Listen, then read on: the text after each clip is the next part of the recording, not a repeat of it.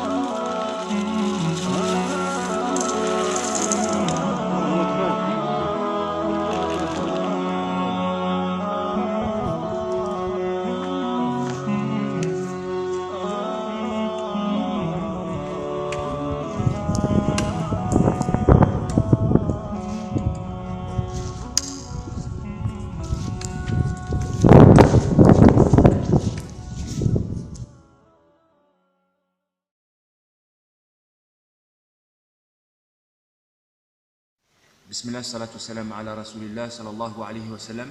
Aujourd'hui, on a fait une randonnée assez risquée, assez dangereuse. Et la morale que l'on peut extraire de cette randonnée-là, c'est qu'il est impératif, quand on s'aventure dans un sentier inconnu, d'anticiper au préalable en essayant de connaître le terrain. Parce que l'inconnu, en fait, suscite en lui la peur. La montagne, c'est quelque chose de vivant. La montagne, c'est quelque chose de dangereux. La montagne, c'est un adversaire. Et vaincre la montagne implique de vaincre notre peur, parce que gravir un sommet ne peut se faire que par l'action de surmonter nos peurs. Et la peur peut nous tétaniser, au point où on peut perdre l'énergie qui nous permet de s'accrocher solidement à nos appuis. Et à force d'être tétanisé, on risque de perdre l'espoir de continuer et de lâcher prise et de se laisser tomber dans le vide. La morale qu'il faut extraire de cela, c'est qu'il y a un étroit parallélisme entre le fait de surmonter une montagne et le fait de cheminer vers Allah subhanahu wa ta'ala au moyen de la taqwa. Parce que si la montagne est quelque chose de dangereux et qu'il est nécessaire au préalable d'anticiper en cultivant notre savoir du danger, parce que quand c'est loin, on peut avoir peur, mais quand on se rapproche, la proximité apporte de la précision qui nous donne de la confiance, afin de vaincre nos peurs. Si la montagne est quelque chose de dangereux et on a besoin de savoir pour pouvoir justement la gravir, il en va de même dans le chemin qui nous mène à Allah subhanahu wa ta'ala, à l'endroit de la taqwa. Parce que la taqwa consiste à cheminer en essayant de cultiver une confiance à l'endroit du pied qui va être mise en avant. On ne devra pas poser notre pied dans une terre que l'on considère comme illicite, parce que la terre illicite est une terre dangereuse qui peut nous engouffrer dans un vide. Il existe un vide spirituel, comme il existe un vide réel et matériel, le vide des falaises de la montagne. Donc le croyant, il a le devoir de mettre en pratique ce principe quand il gravit une montagne, à l'endroit de sa spiritualité, en ne mettant jamais son pied dans un espace illicite, au risque justement de s'engouffrer dans un vide spirituel qui ne connaîtra peut-être pas de retour.